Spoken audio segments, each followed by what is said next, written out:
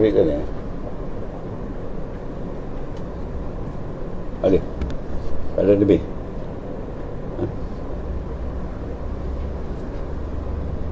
Mana? إلى عورة النبي مصطفى رسول الله صلى الله عليه وسلم آله الكرام شؤونهم الفاتحة أعوذ بالله من الشيطان الرجيم بسم الله الرحمن الرحيم إياك نعبد وإياك نستعين صراط الذين أنعمت عليهم تقريبا إخوان سلام بسم الله الرحمن الرحيم قال المؤلف رحمه الله تعالى حكم العقل mana hukum akal.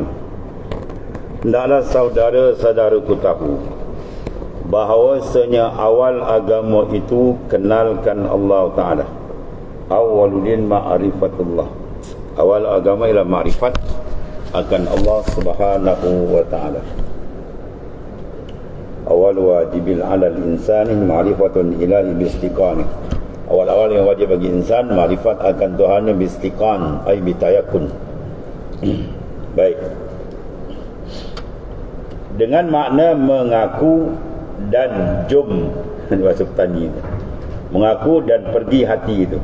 Jom akan sekalian bahagian yang tiga. Ya, bangsa yang tiga bangsa bersakut paut dengan kita. Jadi naklah saudara-saudaraku tahu bahawasanya awal agama itu kenalkan Allah Ta'ala dengan makna mengaku. Bila kenal mana apa? Iz'an, hati kita untuk mengaku. Dan jom akan sekalian bahagian yang tiga bangsa bersakut paut dengan dia. Dengan kenal dan jom pula akan Rasul dengan makna begitu juga. Tiga perkara apa? Wajib, mustahil, harus. Hukum akal. Dan tiga bangsa itu satunya dipanggil wajib akli, ya. Keduanya mustahilnya mustahil akli. Bahawa wajib itu ada wajib syar'i, ada wajib adi, ada wajib akli. Bila bersangkut dengan Tuhan yang mengisbatkan, menentukan ialah akal. Apa makna hukum? Isbatu syai' li syai' au nafyu anhu. Itu makna hukum. Isbatu syai' li syai', menetapkan suatu bagi suatu. Ya, kita menetapkan satu apa? Al-Qudrah. Bagi siapa kita tetap? Bagi Allah. Mana Al-Qudrah sabitatun wa mawjudatun lillah. Mana Qudrah itu sabit lagi mawjud pada zat Ta'ala. Siapa yang hukum tu? Akal kita.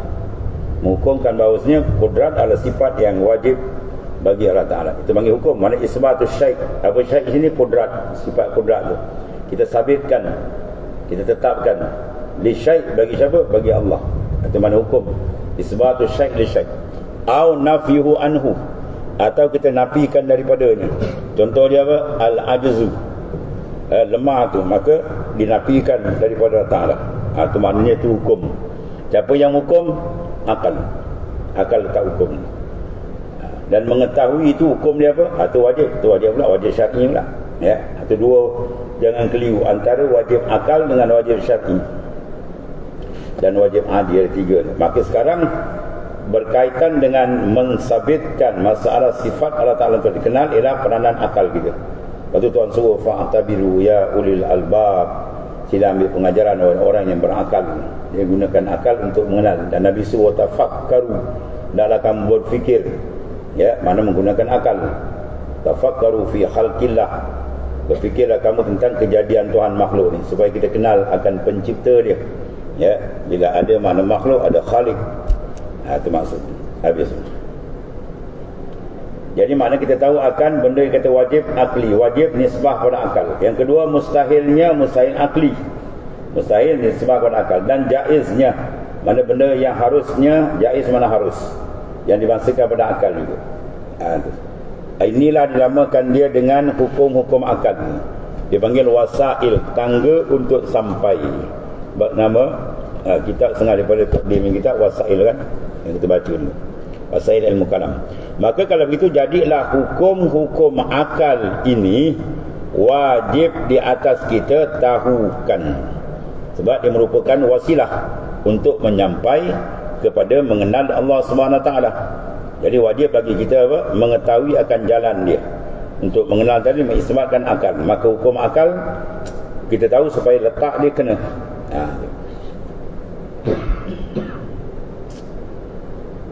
Maka jadilah hukum-hukum akal itu wajib di atas kita, tahukan dia sebagai wajib wasail namanya. Apa wasail? Yang ni tangga untuk sampai kepada benda yang kita nak pegang. Itulah etikat kita dengan Allah Ta'ala. Ada benda dengan Tuhan tu hukum dia wajib. Apa dia? Segala sifat kesempurnaan. Apa hukum? Wajib. Segala kekurangan lawan dia mustahil. Itu maksudnya. Dan maka yang wajib pada akal itu ialah barang yang tak diterima ternapinya. Maknanya benda tu akal kita tak terima ternapi. Tak boleh napi, mesti ada. Itu maksudnya. Ya, segala kesempurnaan bagi Allah tu mesti. Akal kita tak terima sebaliknya. Itu maknanya mensabitkan ilah akal. Dengan makna tak diterima daknya. Tak terima daknya. Ni bahasa bertani tu. Atau ketiadaan. Ada beza tak? Ada tu ya. Tidak dengan ketiadaan. Ada beza tu. Kalau tidak, ya, dia panggil dak. Ya. Dengan tiada ada, ketiadaan. Dia beza. Sebab dia kena pada bangsa sungguh. Dan bangsa wujud, bangsa ada. Makanan ni kita makan, kuih. Kuih tu bangsa ada. Wujudi dia panggil. Benda yang boleh kita tangkap dengan panca indera yang 5. Boleh lihat, boleh pegang, boleh sentuh, boleh cium, boleh dengar. Itu dia panggil benda wujudi. Bila benda bangsa ada, lawan dia tidak ada. Lepas tu kalau kita tanya kuih ada tak, dia akan jawab kuih itu ada. Kalau tak ada, dia akan jawab tak ada. Beza dengan sedap. Kita makan kuih itu sedap. Nanti kita tanya kuih ni sedap tak? Oh sedap sungguh kata. Kalau tak sedap, dia kata kuih ni tak sedap. Dia tak kata kuih ni tak ada sedap. Ada yang cakap kuih kau ni tak ada sedap kan? Tengok atas bawah, kau ni paling masuk air kan? Ya, sebab sedap bukan benda ada. Dia benda sungguh, sabit dia. Dia panggil sabit zihnan pada zihin, la kharijul ayan, bukan pada luar mata kepala. Kalau kuih tu nampak dengan mata kepala. Sedap tu tak nampak mata kepala. Akal kita terima je. Sebab dia kata tidak dengan tidak ada. Ada beza dua tu. Kalam tu biasa kita guna tapi kita tak teliti. Ya, kita tak teliti. Jadi dia teliti tu. Ya. Baik, sama ada yang tentu ada kuih ni misalnya, benda ada, atau yang tentu sungguh. Sedap tu benda bangsa sungguh. Ya, oh sedap sungguh. Orang tak kata kuih kau ni ada sedap lah. Orang tak cakap. Kalau kuih tu orang kata ada. Kuih ada, ada. Kalau tak ada orang kata kuih ni dah tak ada. Kalau sedap orang tak kata apa? Tak kata ada, orang kata oh sungguh sedap. Kalau tak sedap orang panggil tak sedap. Orang tak kata tak ada sedap. Ya, ni benda tu dua beza. Baik.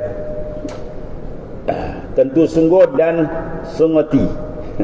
Ni bahasa bertani. Sungguti sungguh lah tu. Jua pada akal. Ya. Beginilah maksud daripada perkataan ulama, barang yang tidak ditasawurkan, tasawur ma la yutasawwaru bil akli, pada akal adamuhu, ketiadaannya. Itu makna benda mustahil. Itu benda yang wajib. Benda yang akal tak tasawur, tak terima, kata tak ada, dia mesti ada. Iaitulah zat dan segala sifat-sifat ma'ani Allah Ta'ala. Maka yang tentu ada itu seperti kudrat, kuasa kudrat Ta'ala, ya. Dan yang tentu sungguh itu seperti kidamnya Ta'ala. Kidam bermakna sedia. Sedia ni bukan benda yang bangsa wujudi, ya, bukan nampak. Kalau yang nampak dua jenis tu, zat dengan sifat ma'ani. Itu yang dia boleh lihat di akhirat. Wujuhun yauma idzin nadhirah ila rabbiha nazirah. Wajah orang beriman berseri-seri kepada Tuhan, dia melihat. Tapi dia lihat cara yang layak dengan kebesaran Tuhan. Bila kaifan walan hisara, tak ada satu kafiat yang sama dengan makhluk. tetap darajat dia laisa kamislihi syai'. Satu. Habis.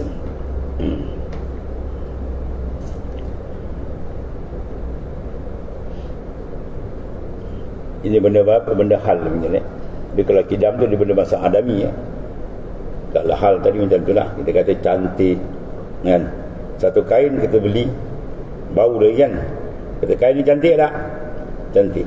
Kain tu juga duduk 3 tahun orang panggil apa? Tak cantik. Kain tu juga. Jadi diri cantik tu nampak tak? Nampak diri cantik? Cantik tak nampak kan? Itu nampak kain.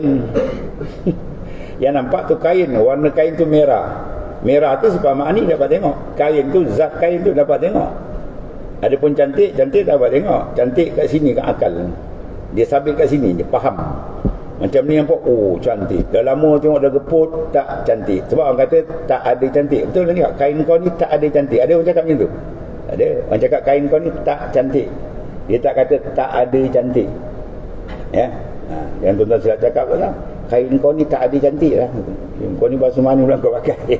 Kalau kain tu sendiri, kalau ada kita kata ada. Kalau tak ada kita kata tak ada. Sebab kain tu jenis bangsa ada. Ada pun cantik bukan benda bangsa ada. Dia benda sungguh. Oh cantik sungguh. Orang tak kata ada cantik, orang kata tak cantik atau cantik sungguh. Ni sekarang kita buat misal dengan benda makhluk aja. Dia nak pergi ke Tuhan kejap lagi kan. Ya. Contoh macam kita kata apa? Sifat kidam, kan? Sifat kidam bukan dia benda yang nampak. Kalau kodrat iradah nampak. Contoh kita kata sedia. Sedia bagi Allah bukan benda yang maujud.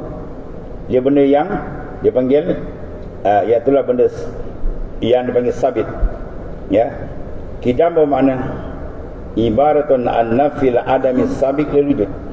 Ibarat daripada ibarat kita faham bahawa wujud dia tidak didahului oleh ketiadaan. Itu panggil kidam. Mana wujud dia asliyun, bukan arid. Asli. Wujud Tuhan tu asli. Dia tak pernah timur tak ada. Adapun wujud makhluk arid baru datang. Sebab tu kita ada tarikh lahir. Ya, tahun 60 dia lahir. Sebelum ni tak ada lagi. Ada tu baru datang ni. Itu beza. Bila baru datang ada bermakna didahului oleh ketiadaan. Bila benda didahului ketiadaan maka dipanggil hadis. Lawan dia qadim. Qadim lawan dia hadis. Kidam lawan dia kudus. Ya, kudus sifat tu baru. Orang yang bersifat dengan baru dipanggil hadis. Ya, kidam sifat, yang bersifat kidam dipanggil qadim. Itu antara beza ni. Kalau untuk qadim kidam tu mana ada kata kudus, ada kata hadis, pening pula gue. Kalau Tuhan dia tu zat dia tu dipanggil hadis, yang bersifat dengan kudus baharu. Ya, faham tak? Habis.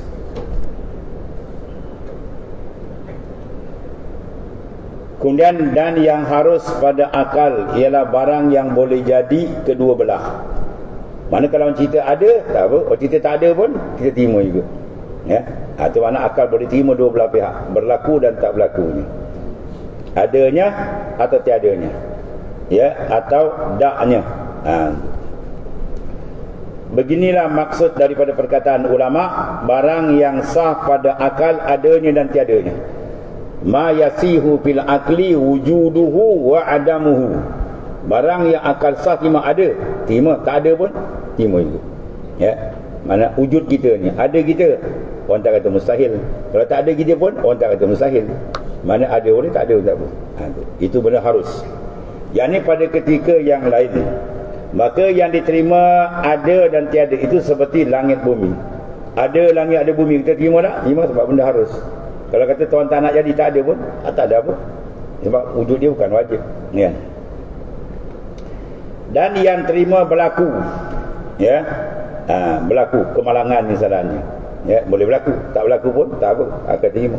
Dan tiada seperti gerak, itu benda berlaku. Gerak diam, jirim di sisi kaul yang muktamad. Jadi gerak kita dan diam kita. Kalau kita kata kita bergerak, orang terima tak? Terima, akan tak komen. Kalau kata kita tak bergerak, diam, akan pun terima juga. Mana dua belah dia boleh terima, gerak dan diam, ya. Gerak dan diam itu sifat apa dipanggil? Hal, kelakuan kita. Ya, kita bergerak. Nampak tak gerak? Nampak? Bening. Ni amrun i'tibari. Benda yang bangsa kira-kira. Akal dia boleh tangkap. Mata tak nampak. Kipas bergerak. Ya, tuan-tuan nampak tak gerak? Kalau kita nampak bohong. Diri gerak kita tak nampak. Yang kita nampak ialah kipas. Bila kipas tu macam ni, orang bagi gerak. Bila kipas tu gini, orang bagi diam. Yang kita nampak ialah diri kipas. Diri kipas kita nampak lah. Tapi bila dia macam ni, orang panggil bergerak. Dia berpusat, dia bergerak. Maka gerak tu kita faham ni, dekat akal kita faham ni gerak. Ya. Kalau dia diam, orang panggil diam. Ada dia panggil sifat i'tibari, benda yang bahasa i'tibar, bahasa kira-kira, dan yang faham dia akal dia. Mata tak boleh tengok, diri gerak. Ya. Mata yang kita tengok ialah benda yang ada, kita nampak. Apa dia? Diri kipas, nampak? Kau dia pening pula mana gerak mana kipas. Kita nampak gerak, mana nampak tunjuk mana gerak. Ya. Tu, itu kipas. Yang kita tunjuk tu kipas. Ya. Cuma bila berpusing macam ni, orang bagi gerak. Ya, makna benda tu dia panggil sabit pada zihnan, pada akal saja. La kharijul ayan, bukan pada luar mata kepala. Sebab luar mata kepala yang boleh tangkap dua je, mata kepala boleh tangkap zat dan sifat ma'ani. Tu je. Ya, ada pun sifat amrun i'tibari macam gerak tadi, atau hal, kelakuan. Ya, sehat. Itu dipanggil sifat ma'ani. Keadaan sehat atau sifat ma'nawiyah, hal. Ya. Oleh kena ada kudrah di dia sihat tadi, maka nampak kelakuan budak tu, dia melenting-melenting, maka orang panggil apa? Oh, keadaan dia sihat. Kalau nampak monyok je, keadaan dia tak sihat. Orang tak kata keadaan dia tak ada sihat. Ada kan? Orang kata keadaan dia tak sihat. Orang tak kata tak ada sihat. Faham tu? Ni nak ajar bahasa ini. Ya, sebab kita nak pakai dalam usul dia, nak letak benda ni. Dia mengaji kita usul dia 4 kali khatam. Tu ahwal tak kerti. Apa amr i'tibari pun tak tahu. Kadang tanya apa sifat? Sifat dia. Parah ya. Sifat dengan zat pun tak kerti. Kitab 4 kali khatam. Ya. Anda buat kita ambil umur di bawah, biar dia faham. Kan pergi atas tak ada masalah, dia tahu lah. Ya, lorong dia nak letak mana dia tahu. Maka yang harus pada akal ini tercabang jadi wajib adat. Yang harus pada akal, dia tercabang bahawa dia jadi wajib adi, wajib adat, dan mustahilnya mustahil adat. Mana apa? Benda adat ni dimasuk bawah harus akli. Ya. Contoh, makan kenyang. Adat adat mana kebiasaan, makan kenyang. Boleh hukum lagi, makan lagi sekali kenyang. Maka hukum adat kata makan mesti kenyang. Siapa kata? Adat. Tapi dia masuk bawah mana? Harus akli. Mana pada hukum akal harus. Mana harus apa? Makan tak kenyang, makan kenyang harus. Faham? Kalau dia tak kerti beza antara adat dengan adi, boleh jadi kufur kan, bahaya dah. Contoh Isra Mi'raj. Isra Mi'raj kan? Maknanya adat pergi sebulan, balik sebulan. Jadi daripada Masjidil Haram kepada Masjidil Aqsa, sebulan pergi, sebulan balik. Bermakna sebulan pergi itu apa? Adat. Adat mana kebiasaan. Biasa pergi sebulan, biasa pergi balik, sebulan balik. Tiba-tiba pergi tak sampai sebulan, tak sampai 1 hari. Siap naik ke atas Sidratul Muntaha, sampai ke Mustawa, sampai kepada atas tempat tak sampai subuh balik. Ini dipanggil apa? Menyalahi adat. Boleh terima tak? Boleh, sebab dia masuk harus akal. Faham? Mana tuan boleh buat semua tu. Ya, mana wajib adi, mustahil adi, dia masih duduk bawah harus akli. Ya, mana bawah harus akli, dia boleh berubah. Ya, makan kenyang, terima. Makan tak kenyang pun terima. Itu maksudnya. Ya. Jadi bila kata Nabi pergi tu, kalau dia tak faham kau adat, mana boleh pergi dia kata. Sampai naik orang pergi sebulan pergi, balik pergi. Oh, ini tak boleh terima akal. Itu salah. Itu tak terima oleh adat, bukan tak terima akal. Pada akal harus bagi Allah Ta'ala. Fa'al lima yurid, dia boleh buat, tak boleh buat. Tu antara kena faham bahawa wajib adi, mustahil adi, dia duduk bawah harus akli. Ya, kalau dia faham tu tak ada masalah.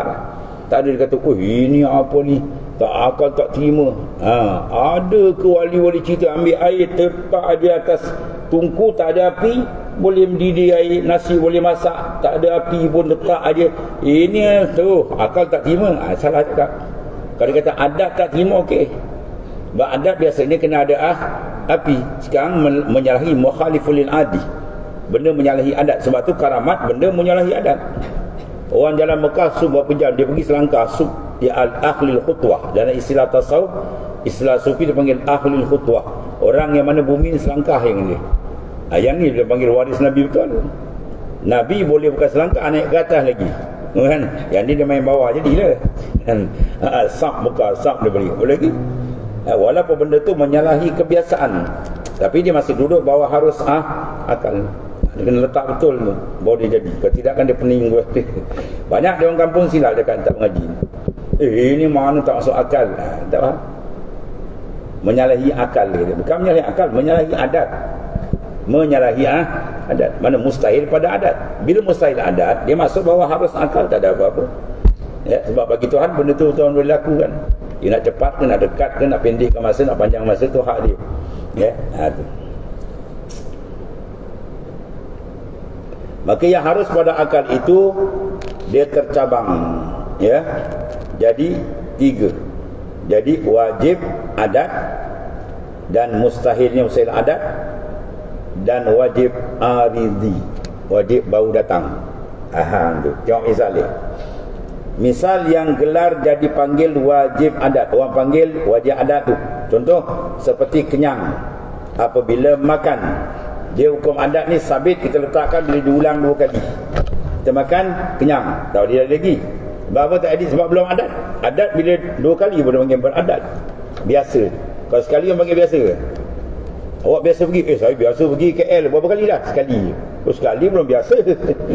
Ya, kurang-kurang 2 kali baru biasa. Berapa kali pergi? Saya biasa KL berapa kali? 2 kali.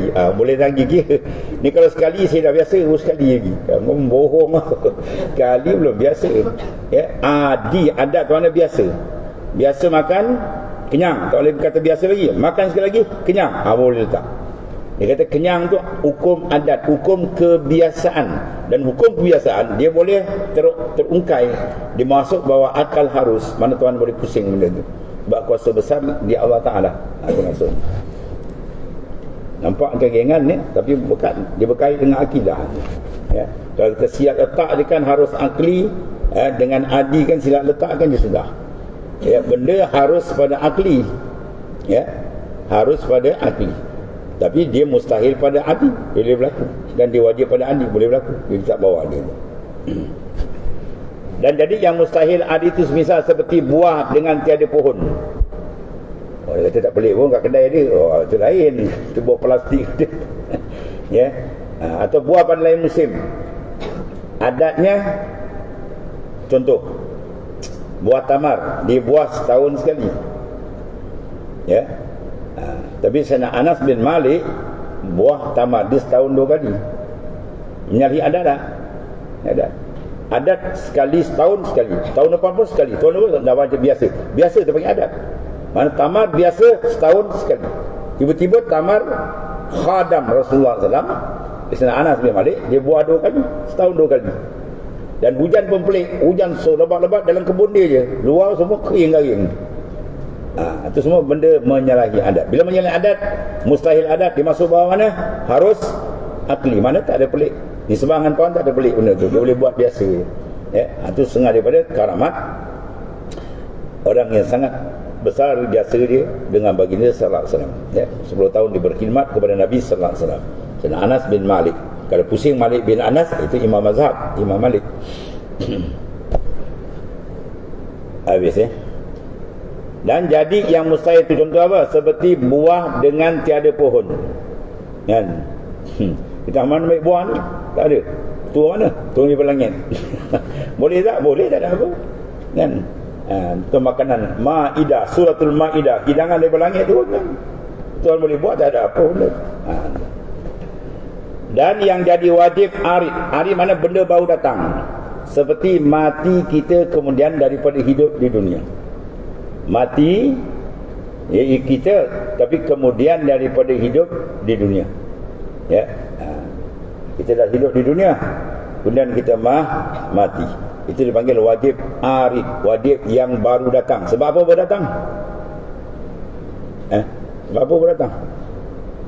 Sebab datang ni janji Tuhan, kullu nafsin za'iqatul maut. Tiap-tiap yang bernyawa mesti za'iq, dia mesti merasa kematian. Ya, sekira-kira hukum akal, kalau Tuhan tak nak matikan kita, boleh tak? Boleh? Jangan tengok pada janji. Kuasa besar Tuhan, Tuhan nak kekalkan kita atas dunia, tak mati-mati, boleh tak? Boleh. Tapi wajib mati sebab apa? Arid, baru datang. Apa datang? Janji kullu nafsin za'iqatul maut. Tiap-tiap yang bernyawa pasti akan mati. Maka kematian tu wajib.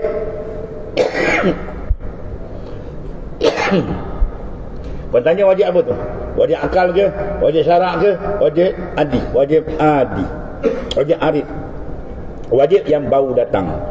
Nisbah mana? Nisbah janji. Bermakna kalau Tuhan tak janji, dia nak lepas kita hidup tak mati-mati, boleh. Tak ada apa-apa. Habis tu. Itu wajib arid. Mana arid mana yang baru datang. Apa yang datang baru datang tu? Janji Allah Ta'ala. Ya, kullu nafsin za'iqatul maut.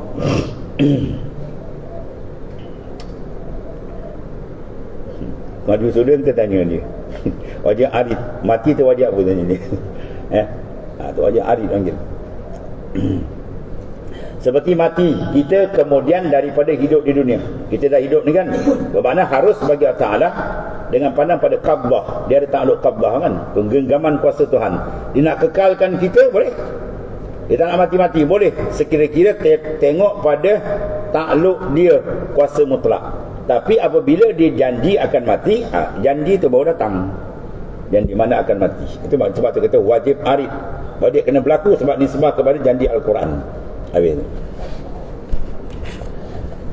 Maka janganlah saudara-saudaraku biar dan alik diri masing-masing beri jadi jahil. Jangan biarkan diri kita sampai hukum akal tak reti.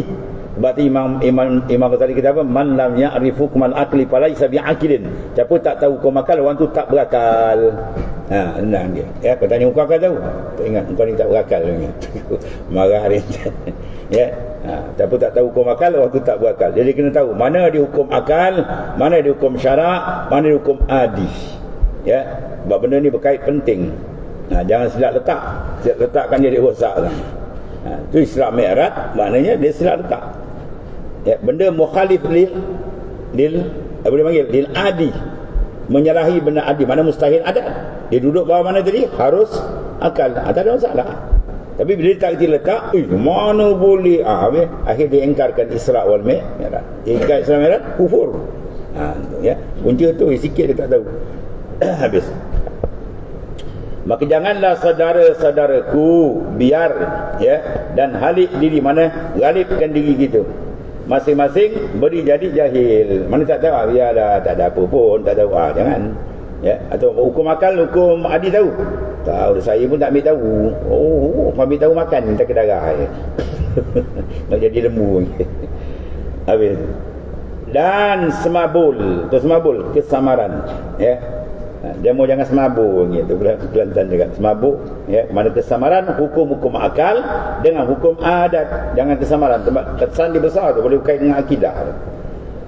Maka waktu itu sahlah dinamakan kita itu yang tidak berakal di sisi Imam Al-Haramain, guru bagi Imam Al-Ghazali, imam dua tanah haram, Mekah dan Madinah. Ya, Imam Haramain. Sebab tu Imam Ghazali pun ambil kalam guru dia, man lam ya'rif hukmal aqli falaysa bi'aqilin. Tak tahu hukum akal, tak berakal orang tu ni. Maka hendaklah saudara-saudaraku comel lote. Sedap panggil. Ni bahasa Tok D. Comel betul, lote lah. Kan? Ni bahasa sana. Hendaklah saudara-saudaraku yang comel, lote rupanya, cantik, berseri wajah zahir. Jangan jadi unggun api neraka tu. Itu maksudnya. Cantik atau sayanglah diri kamu yang cantik, jangan dibakar dalam neraka tu. Ya. Sebab apa dah tak tahu benda ni, akhirnya etikat macam orang yang menolak akan Isra Mi'raj habis. Kan? Comel lote rupanya dan yang telah berlebay-lebay zahir. Tuk dia bantai habis. Yang tak mengaji dia berduk, yang ni pula kau jangan nampak berlebay-lebay, serban bagus besar, tanya hukum akal tak reti. Ya. Jubah bagus besar macam ulama besar. Bukan ulama besar, perut je besar. Ya. Maknanya ilmu sangat penting maknanya. Maknanya jangan sekadar berlebay-lebay zahir dia. Oh macam orang hebat-hebat zahir ni. Dia macam orang alim. Taruh malu gatek. Tahu gatek? Habis masuk asli. Taruh malu jugalah tu gatek maknanya. Ya. Taruh malu juga kepada perkataan Imam Haramain. Jangan kita masuk kata Imam Haramain kau tak berakal. Itu maksudnya. Iaitu ianya berkata, maka mereka yang tak tahu hukum-hukum akal, maka bukan ia berakal. Jadi, dan menambah oleh setengah-setengah ulama atas perkataan ini dengan katanya bahkan ia gila. Oh betul.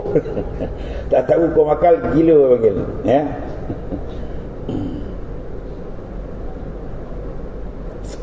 Habis.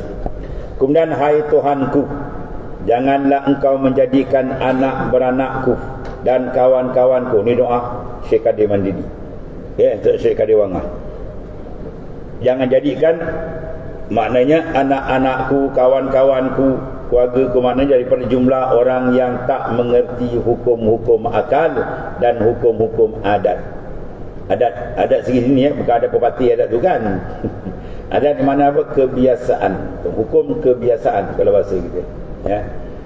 Dan janganlah engkau jadikan kami daripada orang yang comel loteh ni, ya, dan berlebay-lebay zahirnya dengan tidak berisi dan bernas sebelah dalam.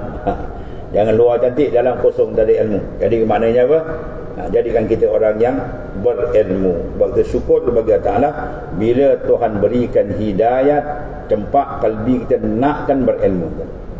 Kita nak ilmu cari tu Masya Allah besar dan nilai. Tak tahu tu tak ada masalah.